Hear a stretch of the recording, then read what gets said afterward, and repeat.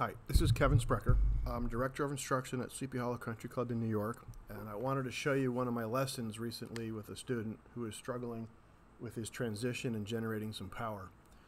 So this was his before swing, or if you look at his graphs, the graphs aren't too bad. The timing of his graphs is something that I look at, which is one of the benefits that I like from having the force plate, is I can see the timing of this. And I was watching his pressure trace on here, and you can see, I'll make it a little bigger. And he's kind of in the middle there. He gets into his right side, not too bad. And he kind of hangs out back here. It goes a little bit left. And then I just found he was a little bit late in pushing off, and he was sloppy, and he always struggled with generating some power going through. This is after working for a little bit. So we came up with a drill. I modified a drill, which really gave him the sense of loading his right side and jumping off, very similar to doing a lunge.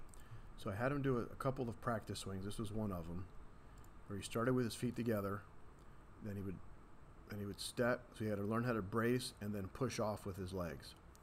So you can definitely see a difference in his downswing, how he goes through. He pushes off and he goes through it much cleaner, is what I saw if I sped it up here a little bit. And this gave him the sensation of how to load against his right side and push off, where I can track it using the swing cat. So here he gets 85% into his right side. He really loads in. He stays on top of the foot, doesn't go to the outside, and then he's really able to push off better. And we found that he obviously generated more lateral force, went off the charts here for him. So we did that for a little bit, and it gave him the sensation that we were looking for. And then we went back and we hit some more balls. Obviously, it took a few swings to get into it. But you can see how much cleaner his trace went. So if we compare the two swings, his first swing and this swing, look at the difference in his COP trace.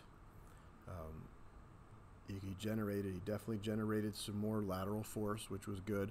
And his braking, because he generated more force in his backswing, he was able to push off, and then his braking mechanism was better, which helped him accelerate through the club, or helped him accelerate the club through a little bit better.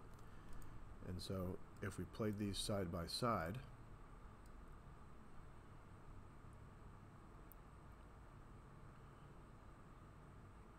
you can see the difference in his swing there.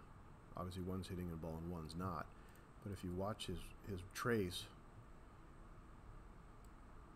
so he gets into his right side better. Let me see if I can sync these up. Okay. So he's more into his right side, which we love the feeling of. And then when he would start down, he's got much more of a lateral shift. You can see how linear his COP trace is right in this part of his swing. So you can imagine what that's going to do to his club path, swing direction, and his speed. See how when he goes through.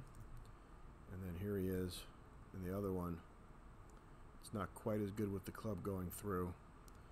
So it just helped him clean up his swing a little bit, gave him more of a good sensation of how to use his legs, and more importantly, as he went out the next day and he had one of his best rounds of the year.